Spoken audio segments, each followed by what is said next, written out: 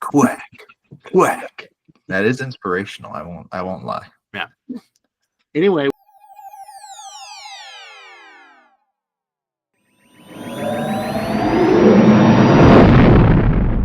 Welcome everyone to our Andor Season 2 podcast. We're going to be talking about all 3 episodes of Andor. We're back. Right here, right now. We, in fact, did not actually do a season finale of Skeleton Crew, which was fantastic, by the way. But Sean decided to go on a Disney cruise. Totally forgot about that. I just remember when we were filming our Skeleton Crew reactions and you were acting like this is the best Star Wars show ever. And I was like, no, it's not. And you're like, which one's better? And I was like, Andor. And you're like, I forgot all about that because I'm not a true fan. I do love Andor. And this season is not letting us down. Though there are some scenes that are, golly Wally. How'd that get past Kathleen Kennedy? Disney's doing this now? Very interesting. We'll talk about all of that and more here on the Dads of Dagobah. Roll that intro.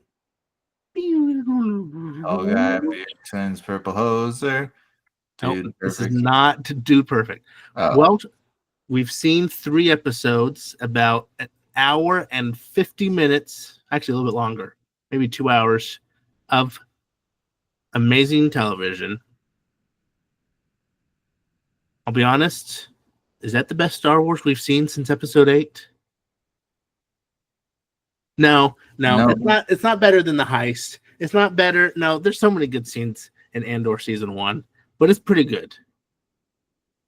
It's not better than Climb episode. It's not better than the heist episode. I mean, a lot of things better than episode 8 since 2017. Yeah, that's crazy. Anyway, I think your microphone just went crazy loud or something. I don't know what happened there. Can you hear me now? Yeah. Oh, now you went soft. I'm not doing anything. You just went quiet all of a sudden. You can't. Am I still quiet? No, now you're getting better. Something's happening. Anyway. Well, Microsoft got rid of Skype, and that was our platform of choice for these videos. That was what was holding this whole ship together. And, researching how to do this in the last 30 minutes before we started the call, we're going to run into some technical difficulties. That's fine. So back to Andor. Obviously, there's something in the water that on Tony Gilroy's film set, because Andor is noticeably better than anything else Disney Star Wars has done. And they've done some good things. I think the first 2 seasons of Mandalorian were great. Third one was okay, not bad, but not as good as the first 2 seasons. Skeleton Crew was great. What else? I don't even know. But this is like, it feels so different. I think that as much as they talked about how it's great to film in the volume, and they did Obi-Wan and Mandalorian and all these shows in the volume, the fact that Andor isn't, they're on location filming, and it's like everything is like on in practical sets and stuff, you can tell.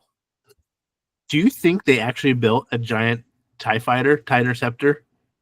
Is that real? Is that real? I felt like that was real. I couldn't tell. I was like, there's no way they built that. But then they're like moving it with ropes, and I'm like, I think that's a real prop. Incredible. Yeah. But yeah, the critique I have of these episodes is also the biggest compliment I can give to the show, which is the only negative that I feel about what we experienced last night was that I wanted more. I wanted more, and I want it now. And I'm kind of bummed that it's just 3 episode arcs to cover a whole year. I'm like, I want 10 seasons of the next 4 years of Cassian's life before Rogue One. Like, I feel like it's so good that I'm feeling a little bummed that we're only going to get these 3-episode arcs to cover a whole year of the rebellion. But do you think maybe it being so concise makes it that good of a story? It's not bloated in any way. Yeah, I guess that's true. Because we always complain about Mandalorian where we have these throwaway episodes where we're like, okay, Frog Lady, this is the famous example, but there's nothing like that. There's no line of dialogue that isn't critical to the story, Yeah. I guess I agree with everything you're saying. And I realized watching it, the purpose of the show isn't to fill us in on every important event that takes place over the next 4 years. It's giving us a snapshot of what it meant or what it means to try to build and organize this rebellion. Yeah, totally. And so we're not meant to see every single decision that was made and every battle and every whatever skirmish thing happening. It's just hey, there are themes in these 3 episodes to show us this is what a true rebellion, this is what would have to happen and for it to be successful. And it's disorganized and there's suspense and there's tension. And the crazy thing to me is you've got the whole scene of Andor on Yavin with that ragtag rebel group where they're firing blasters at each other, whatever. And to me, that was like, okay, I felt more tension with all of the Mon Mothma scenes, like the wedding scenes where I'm like, this is where my heart, I was like, oh gosh, this is on the edge of a knife right now. Mm-hmm. Yeah. And I felt like all the tension was there. I thought the Mon Mothma arc is fantastic. The whole wedding, all of those scenes is where I was most interested in, most captivated. Just the drama of it, obviously the whole tension between her childhood friend and he's basically like blackmailing her, wants a bribe, whatever it is. And then her grappling with, okay, Luthen's like, well, we're gonna kill him. He's a liability now. We cannot risk this. And she's still trying to figure out, no, I'll meet with him next week. And there's got to be a number. Yeah. There's got to be a number we can pay him for his, silence. And Luthen's like, the number. The number is that it's already concluded. He's a liability. Mm-hmm. Like, we have to protect this rebellion. That whole arc to me was crazy. Basically, hence my background, that just straight up Luthen, the Godfather, is like, we're gonna take that guy out. We gotta take care of him. He gone. Then the dance scene. I mean, it's silly. I mean, not silly, but as if you just looked at it just as a dance scene, you're like, okay, what? But like the tension that she feels, in that moment, where she knows her childhood friend she just killed. Well, she didn't kill, but part of it. Complicit. She's definitely complicit. Yeah. There's no going back now. Her daughter's now married to the gangster's son. Her relationship with her husband is essentially over. And now she has, I don't know that she's ever shed blood yet in this rebellion, and she just did. So there's no going back. That dancing was so interesting to me because, first of all, I gotta get that song on like my workout playlist. Just kidding, you guys know I don't work out. But it was like, even that I feel like had attention to it, because it was like, while everyone else is joyfully dancing and celebrating, she's almost like hate dancing, or just she's like trying to dance this, like, her stress and I think just like guilt out of her system. She's trying to dance the guilt away. Yep. And it's obviously not working.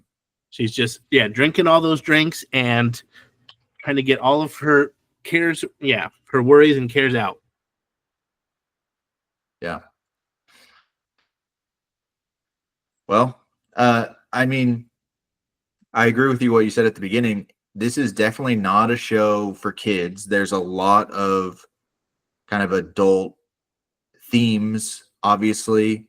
Man, that scene was rough. That scene was rough. Right, an attempted, assault on Bix, which I was like, I mean, I don't want to nitpick, but it was an assault, right? It wasn't. right, He was dragging her to the bed, right? So, right. I'm just saying. I guess I said attempted because she obviously, luckily, was able to fight him off and defend herself.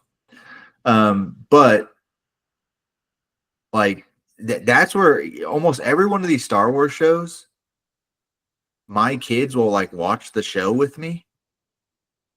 I told my wife, I'm like, I don't think that our kids should be watching this. Mm-hmm. So we're not watching Andor with the kids. And I think that's okay. I think they always have kind of marketed this as this is grown up Star Wars. And even if you look back at season 1, I mean, season 1 wasn't like some kid show either. Yeah. But yeah, crazy. I mean, I'm glad. Well, I need to be careful about what I say here.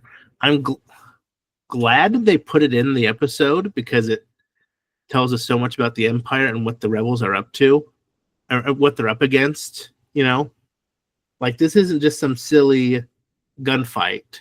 This isn't like some they're blowing up our planet. I guess, even though that's pretty awful. But like on a personal level, like this lady. Last season she was tortured. This season she's getting assaulted. It's just like, and they don't cut away from it. Like in other instances of showing, this talking about showing everything, sometimes they don't show it on camera. They'll just kind of be like, okay, this happened. We didn't show it to you, but we can keep the story. But they made a deliberate decision to show, 5 minutes of this. And you're just like uncomfortable and you're just like angry and just happy when the guy dies. But you're like, anyway. Yeah, I think that in the original trilogy, even though they blow up a planet, when you're like watching that as a kid, you don't make the implications aren't there, right? Right. Yeah. You're not thinking like, oh, billions of people just died. It's more of, you almost see the Empire as, yeah, they're the bad guys, but they also seemed, except for Darth Vader, who's like choking out his own dudes, but all the officers in the original trilogy seem proper British, like they have a moral code and they're like gentlemen soldiers. Yeah, just following orders. Yeah. And so you don't think of them that way, I think, in the original trilogy of like these people are like truly evil, except for like Vader and Palpatine. But this to me, I feel like is, again, getting back down to Andor is grittier and it's more realistic of this is what wartime is like. And, history is obviously riddled with examples of officers and men in power who during times of war prey on the vulnerable and the weak and the helpless. Mm-hmm. And so this is obviously is like a reality of wartime, and whether it's a wartime or not, I mean, obviously this kind of stuff happens, but I'm with you. I feel like it was powerful and impactful for them to put that in, to give context to this is what they're fighting against, and this is what the rebellion has to go through, but is going through on its way to becoming more organized and actually having the victory that we see in the original trilogy. Like a lot of trauma and sorrow and violence and heartache happen on the road to victory. And I think like in the movies, especially, they kind of portray the Empire sure as evil, but also kind of bumbling idiots. Yeah. Stormtroopers can't hit the broadside of a barn. Metal droids are essentially useless in everything they do. All this stuff. But then this one is like, oh, okay, well, this is putting actual pure evil in there, right? Right. Well, I mean, there's so much more. I mean, we're kind of talking a lot about episode 3 right now. There's so much in episode 1 and 2 we haven't touched yet. I loved the scene at the very beginning where he's trying to figure out the TIE fighter, not TIE fighter, TIE interceptor prototype or something, right? It's a different variant. Yeah. And as soon as he turns it on, he flies backwards. Very similar to Independence Day, where Will Smith and why can't I think of his name right now? Getting the alien ship and fly backwards before they launch out the tube. So, funny scene. Yeah, I thought it was funny. But the conversation he had with that Imperial girl, lady worker at the beginning, I thought, oh, is she gonna come out and play into play, or like what's going on with her? We never see her again. And again, I think that was such an interesting opening scene, and like a really good opening scene to establish Cassian as he's like this undercover person, but he has to, I mean, the rebellion at this point isn't super well organized. They don't all know who's reporting up to who, as we see later in episode 2, when he won't tell the ragtag group who he's reporting to and actually stuff. Working for. Yep.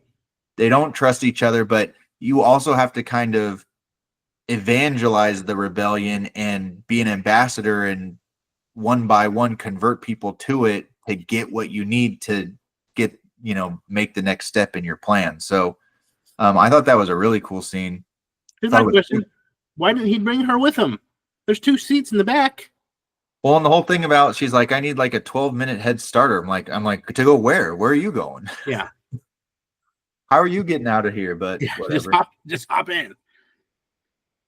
But I did like the whole sequence and kind of what it said of when he finally does make contact in episode 2 or whenever it was, or episode 3, either 2 or 3, he finally makes contact back with Luthen's sidekick girl. Yep. And he's like angry because he's like, this isn't the ship it was supposed to be. I wasn't trained to fly this ship. Like the whole plan. My drop got compromised. Yes. The whole plan fell apart at every step of the way. But again, that is realistic. Like the whole idea of we're going to make this plan and go in and then it goes off without a hitch. That doesn't happen. Yeah. It's like the episode 1 where Anakin hops in a Naboo starfighter and can perfectly fly it. Autopilot, but whatever. But as soon as he turns off autopilot, he flies it and takes down it's like, okay, well, this is more reality, right? Right. Yeah. But what do you think of him running into that group on Yavin 4? I thought it was at first I was like, what in the world? What's the point of this story? And I think you mentioned this earlier. Like, what's the point of this story? And did he say his contact was Porkins? It was very similar, but not Porkins. Okay, because I was like, Porkins is alive still. And then they're on Yavin 4. I'm like, oh, Porkins his contact? Right. But you don't think it was? You think it was like... No, I know. I thought the first time they said it too, but it was Porco or something. Okay. It did say it was pork, but not pork. I think it was Porco or something like that. But I've watched a couple of reactions to the first 3 episodes, and a few of them have been mixed about episode 2 and that specific arc, that specific storyline of him with those rebels and stuff, and the capture the flag type back and forth that they're having. While I do think it was maybe one of the weaker parts of the 3-episode arc, I feel like, to your point earlier, nothing was put in these episodes that didn't serve some sort of purpose. And to me, if I'm a viewer and I'm like frustrated by those scenes and how they're interacting, whatever, in my mind, I'm like, we're supposed to be frustrated by it because it's showing just how ragtag and amateur hour the rebellion is right now. Yeah, and they're up against the Empire. Yes.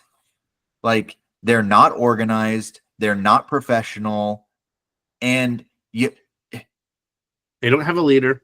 they don't have a leader. And even though we know, because we have the gift of, we know what happens in the future already in this story. If you really think about this, if it was a real rebellion or something like this, they're all committing treason, technically. And any revolution in history, when you first start out, I mean, think of the American Revolution or whatever, you attract a lot of kind of the dregs of society. Yeah. Uh-huh. to kind of staff and man your revolution that you're trying to, they weren't all George Washingtons. Yeah. There was a lot of the not smart, uneducated, kind of the low class. Yeah. Can't hold down a job, so they go join the Continental Army. Yeah. Yes. And I feel like that was what we were supposed to see on Yavin 4, that like it's almost like you watch that and you go, how could this rebellion possibly succeed? It's impossible for this to actually succeed. But I think they have to lay that groundwork and show that. And then, we know from the Rebels animated series or whatever, that at this point, the rebellion isn't organized. It's individual cells that are all kind of working independently. And every once in a while, maybe there's and they're fighting amongst themselves, Yes. They shot 3 people on their crew, or 4 people. Yeah.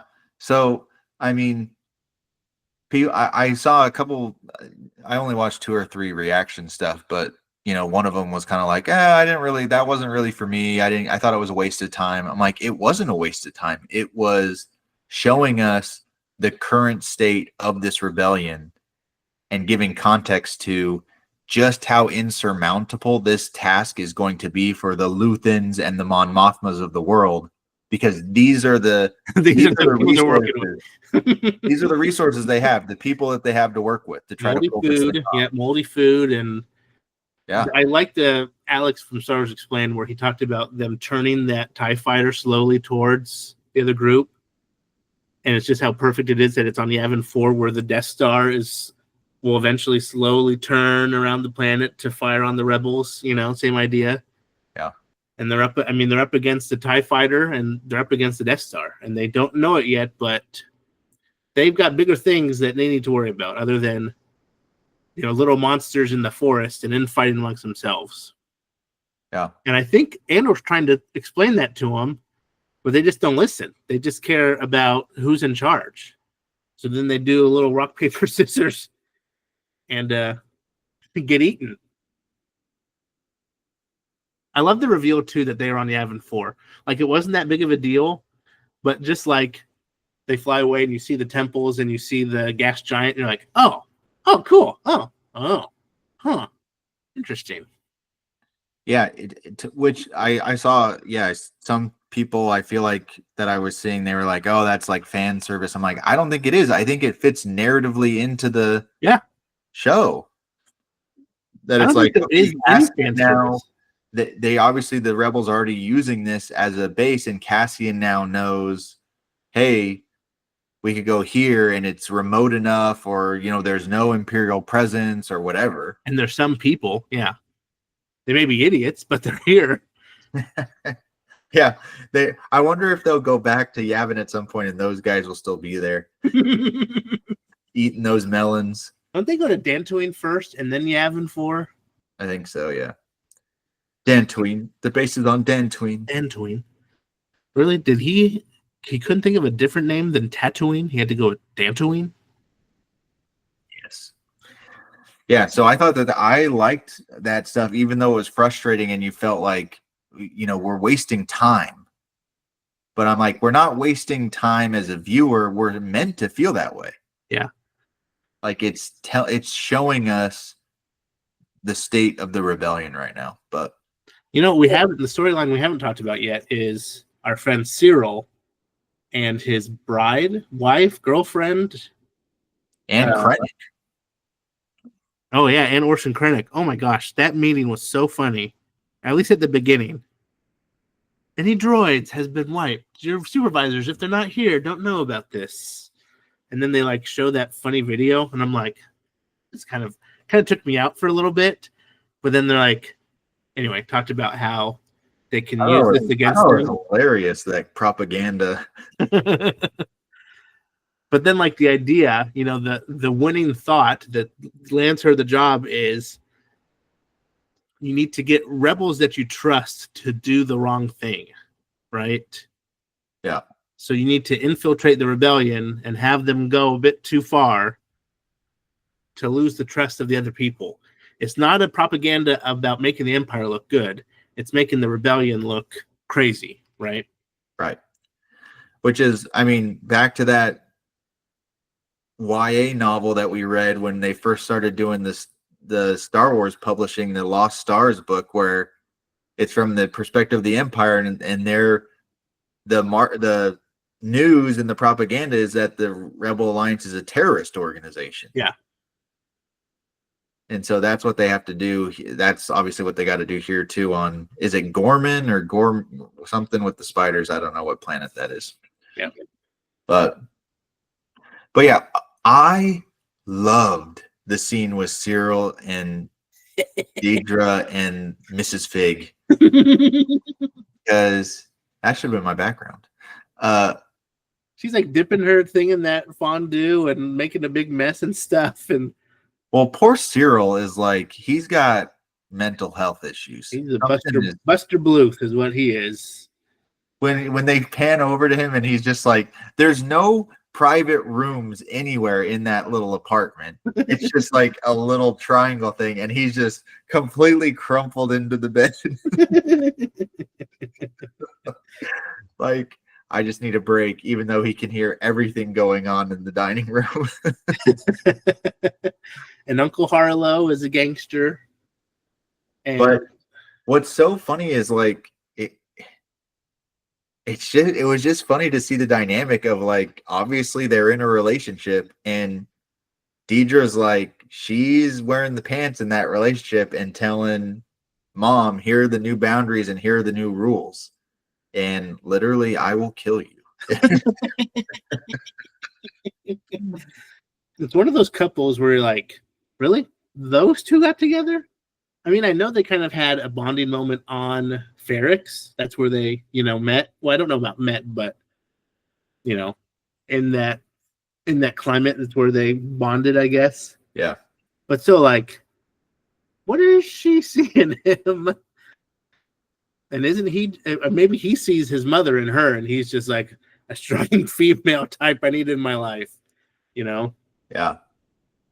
Well, and the brief little, like, 45-second scene where he's like orienting a new employee where he works, it was hilarious because he's so serious about it. Like, and then after months of investigation, I finally found this and uncovered this. It's like, this place can literally, like, change everything, or whatever his mind was about. Like, you're just looking through some spreadsheets, bro. Yeah. That's all you're doing. That's but he's like so on board with the Empire. But yeah, I'll be curious to see kind of that group of Krennic's group that he brought together, because, you know, with the next 3 episodes, we jump forward a year. Mm-hmm.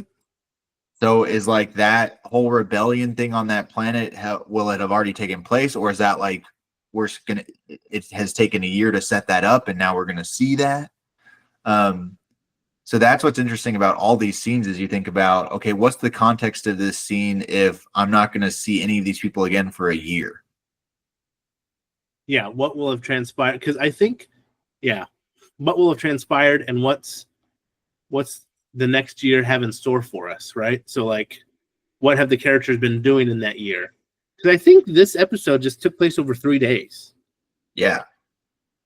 It wasn't like a long period of time. Yeah. It was again, these are like snapshots. It was like a weekend. The other thing, there were so many things in the wedding on the Chandrilla scenes that I thought were interesting. Did you love that one shot at the very beginning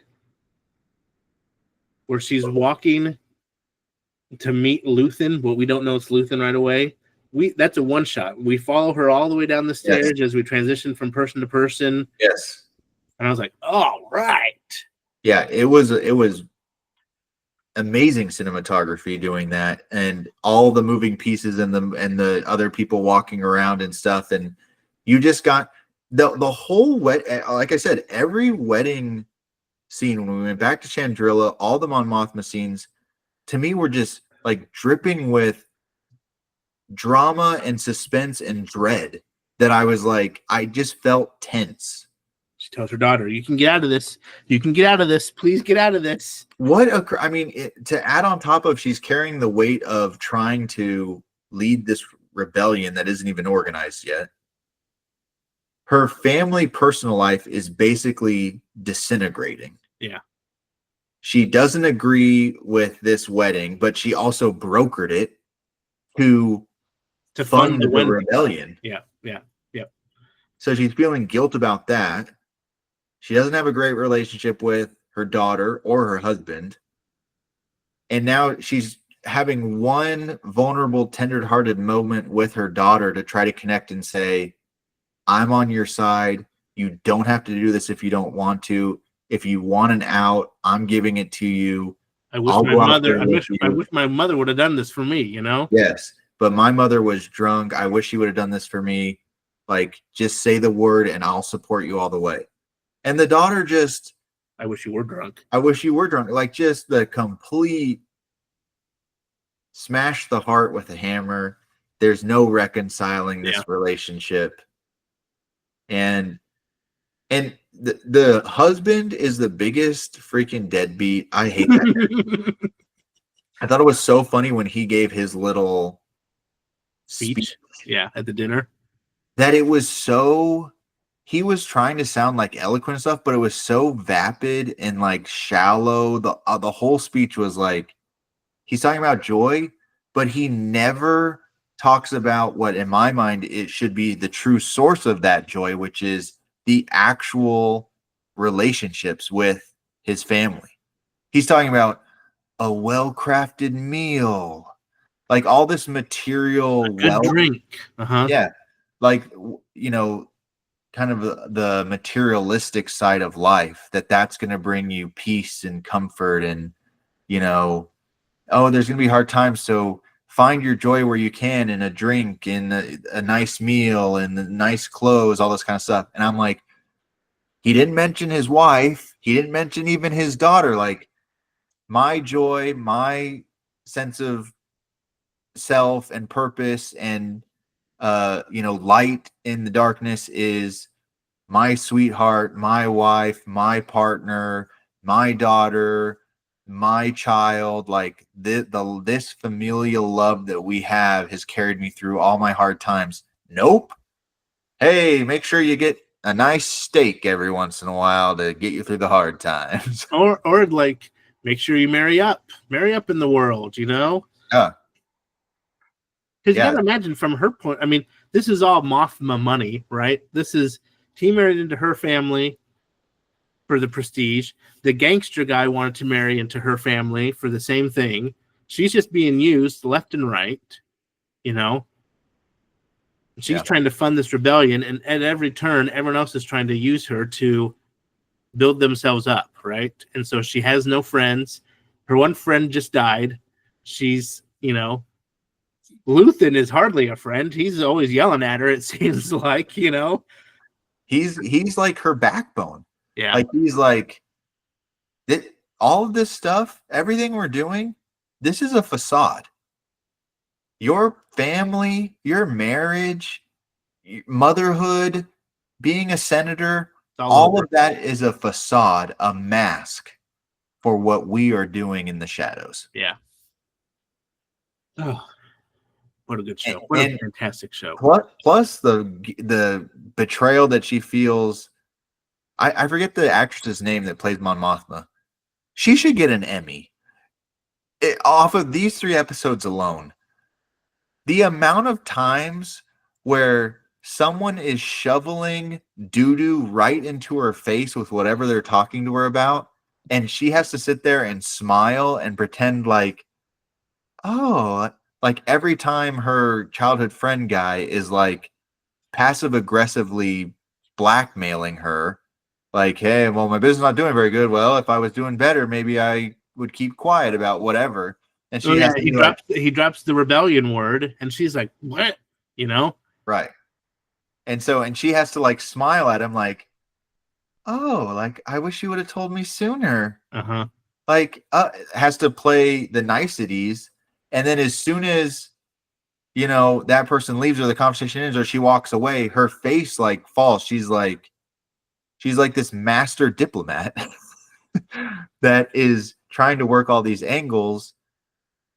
It just was such a good performance. It just the character arc for Mon Mothma is just crazy. Genevieve O'Reilly. Genevieve O'Reilly, Emmy Award winner for Andor season 2. Book it. And that dance, man, that dance. Iconic. Yeah. So all the stuff on the wheat planet, I mean, we talked already about the assault, but I feel like that was good too, because it gave this underlying tension of, okay, their empire's here, they're doing these audits. It's not even that big of a deal. It's just an audit. It's just like let's see what type of resources we have, let's do a count. But even that scares them, because they're illegal. They don't have papers, they don't have visas.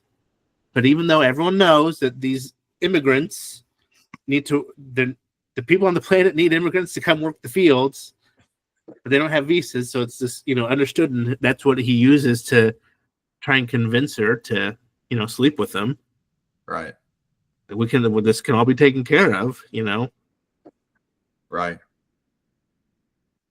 Yeah, I just felt like it was all, it's in the context of Star Wars, but it was such like a human, relatable story of, like these are real issues and emotions and all that type of stuff that, it made you think about things. But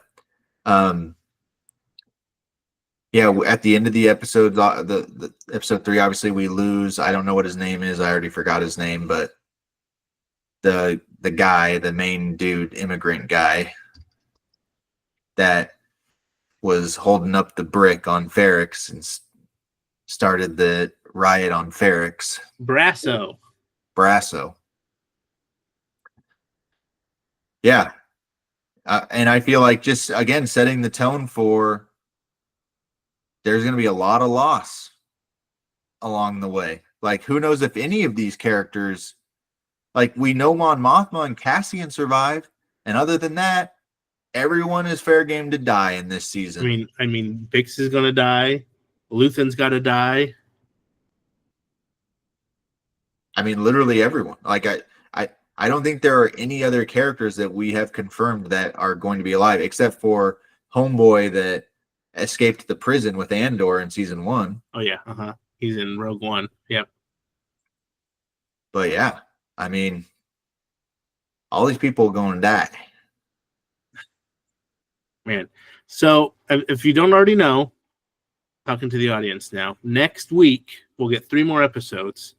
It will now be 3 BBY, 3 years before the Battle of Yavin, and each subsequent week, so the next 3 weeks, will go 1 year closer to the events of Rogue One. So I'm excited they're all kind of self-contained arcs. It seems like there will be recurring themes, I'm sure, and I'm sure things that we see in these episodes will come into play in future years. Because we know they got to at least get back to Yavin. But yeah. Well, I was reading a lot of the reviews on Rotten Tomatoes, like the critic score. It's like one of the I think the highest rated live action Star Wars, or any Star Wars, live action or animated, highest rated Rotten Tomatoes critic score of anything, even higher than the original trilogy movies. Holy cow. And the critics or reviewers have seen the whole season already. Oh yeah, they've got all this. They've got the full season screeners, right? Yes, and a lot of the I think some of the comments I was reading was something about the beginning is good. Like the first 5 episodes are good, but episode 6 it like ratchets it up to another level and is crazy the second half of the season. Huh. So I'm like, these first 3 episodes were great. Like I was entertained. I was into it. I thought they already had some heavy hitting scenes and themes going on. So I mean, if it takes it up a level, I'm excited. Yeah, this is good stuff. We are truly blessed. We are a blessed and chosen people to be getting Andor. Because who knows when the next movie's coming out? Oh, should we not go there? Well, supposedly next year, right? Mandalorian and Grogu. Okay. Are we counting that as a movie? Because it's really just Mandalorian season 4, and they've retrofitted it into a movie. So they want to toot it? Yes. And then now at Star Wars Celebration, they've announced in 2027, Ryan Gosling's Star Wars Starfighter is going to come out. I'm like, there's a 20% chance that movie actually comes out. They cancel every project. Trust me, just because they announced it doesn't mean it's going to happen, because they've announced a heck of a lot of movies and we're in pre-production and we're already canceled. Yeah. But is the Lando movie still happening? Is the Lando movie happening still? Heck no, they're not making anything that they ever told us they're making. But don't worry, though, because they're making a new animated Darth Maul show. Listen, I'm sure it'll be good, but can we... Anyway. I never even watched that season 2 of The Bad Batch. I haven't either.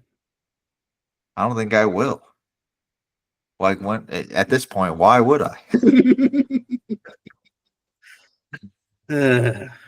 Anyway. But yeah, apparently this is now getting outside of the actual Star Wars movies and shows, and this is just about Lucasfilm. Apparently, Kathleen Kennedy will be stepping down as head of Lucasfilm by the end of the year. That's what people are saying. Isn't that what happened to Bob Eisner, and then they brought him back anyway? Bob Iger, yeah. He did, and Chapek took over and lasted maybe 2 years, and then they brought Iger back like, this guy sucks. Listen, just give it to Filoni, okay? But again, I mean... It'll be nothing but Ahsoka stuff. Look at this. I mean, Star Wars is still obviously incredibly popular. By the time we get to Mandalorian and Grogu, it will have been 7 years since we've had a movie. That's crazy. Marvel's pumping 3 movies out a year. So there is no... What's the next TV show? After 3 weeks, what do we do? What's next? Is there anything? Ahsoka season 2. I don't know when it comes out, but they are doing that. Because does Ahsoka season 2 have to come out before the movie? Because isn't the movie kind of the end game kind of device where they're tying all these loose threads together? Yeah, the Mandoverse, the Mandalorian movie is supposed to tie up the Mandoverse, which was Mandalorian, Ahsoka, and was there another show that ties into it? No. I think Bad Batch. Bad Batch is going to do live action stuff? I thought there was a rumor that Bad Batch was going to play a part in the movie. Maybe not. Maybe it's... I thought Bad Batch was like... Sorry, I meant Skeleton Crew. Oh, Skeleton Crew. Maybe. Or Book of Boba Fett. Actually, I think Book of Boba Fett does fit into that continuity, right? So they got to get Fennec Shand in there and Cad Bane. Oh, no, Cad Bane died. No, he's still alive. Oh, he is? And whoever the sheriff is. Yeah, what's that guy's name? Jim Halpert guy. Vance or Van or something? I don't remember.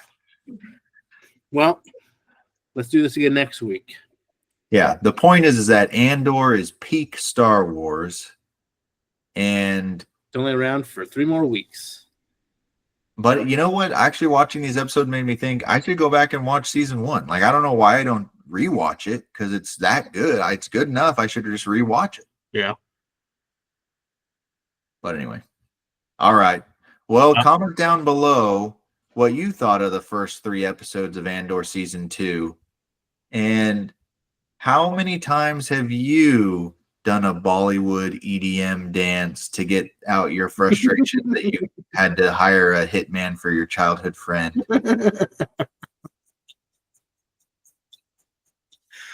And with that, this is the way.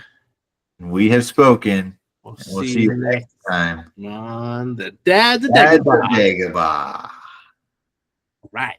Back to the back.